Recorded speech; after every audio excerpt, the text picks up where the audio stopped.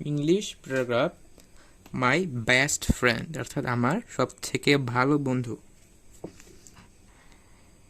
A friend is really the great blessing in the life of a person. Blazing মানে হচ্ছে আশীর্বাদ, অর্থাৎ একজন বন্ধু সত্যিকারে একজন মানুষের জীবনে একটি আশীর্বাদ। I am really blessed to have my best friend Flora. অর্থাৎ আমি আমি আমি আশীর্বাদ স্বরূপ আমার একটি ভালো বন্ধু পেয়েছি, Flora. Thought we live in the same area and study in same class. We do not go to the same school. অর্থাৎ আমরা একই একই এরিয়াতে অর্থাৎ একই এলাকাতে বসবাস করি এবং একই ক্লাসে পড়ি, কিন্তু আমরা একই বিদ্যালয়ে পড়ি না। He is very polite and very brilliant student.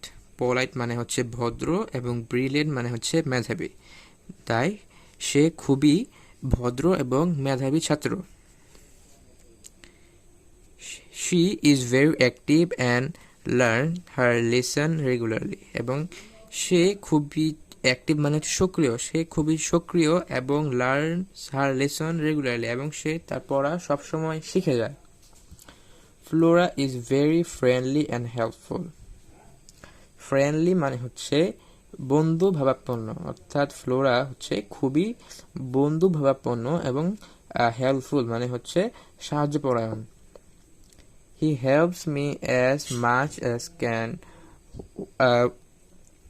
whenever I face any problem. অর্থাৎ সে আমাকে যথাসম্ভব সাহায্য করে যখন আমি কোনো বিপদ, অর্থাৎ প্রবলেম মানে হচ্ছে বিপদ, আমি কোনো বিপদে পড়ি। We often visit each other's house and chat together. আমরা প্রায়শই আমাদের একে অপরের বাড়িতে যাই এবং একে অপরের সাথে চ্যাট মানে হচ্ছে খুশ গল্প অর্থাৎ গল্প গুজব করি। We share our experience and memories, happiness and joy and the pain and sorrow. অর্থাৎ আমরা একে অপরের সাথে এক্সপিরিয়েন্স আমাদের এক্সপিরিয়েন্স মানে হচ্ছে অভিজ্ঞতা, আমরা একে অপরের সাথে আমাদের অভিজ্ঞতা, মেমোরি মানে হচ্ছে স্মৃতি, হ্যাপিনেস মানে হচ্ছে সুখ এবং জয় এবং পেইন অর্থাৎ ব্যথা এবং দুঃখের সময়গুলো একে অপরের সাথে শেয়ার করি। Flora is a brilliant girl.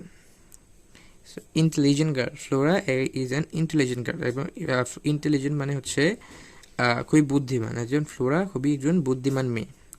And sometimes she tells stories with moral lesson. এবং সে প্রায়শই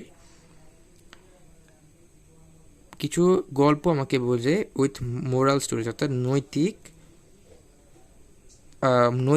নৈতিকতা কিছু গল্প আমাকে বলে। Flora never speak lie of others.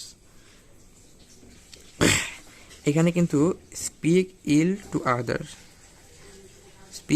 To others এটা নিচে আমরা একটা আন্ডারলাইন করে দিলাম। স্পিক ইল টু আদার্স এটা হচ্ছে একটা phrase. Speak ill to others হচ্ছে কারো সম্পর্কে কুৎসা রটনা করা, অর্থাৎ আমরা যে গীবত বলি সেটা। অর্থাৎ ফ্লোরা কখনো একে অপরের বিরুদ্ধে কুৎসা রটনা করে না। She is the one who taught me that we should forget our hurt but remember our good deeds forever. অর্থাৎ ফরএভার মানে হচ্ছে চিরদিন। অর্থাৎ সে আমাকে শিখিয়েছে আমাদের যেগুলো আমাদেরকে কষ্ট দেয় সেগুলো মনে রাখা যাবে না এবং যেগুলো আমাদের স্মৃতি সেগুলো আমাদের চিরদিন মনে থাকে। No matter what, I really want to remain her best friend throughout in my life. এবং কোনো সমস্যা না, I really want to remain her best friend throughout in our life. আমি সারা জীবন তার বেস্ট ফ্রেন্ড হয়ে কাটাতে চাই।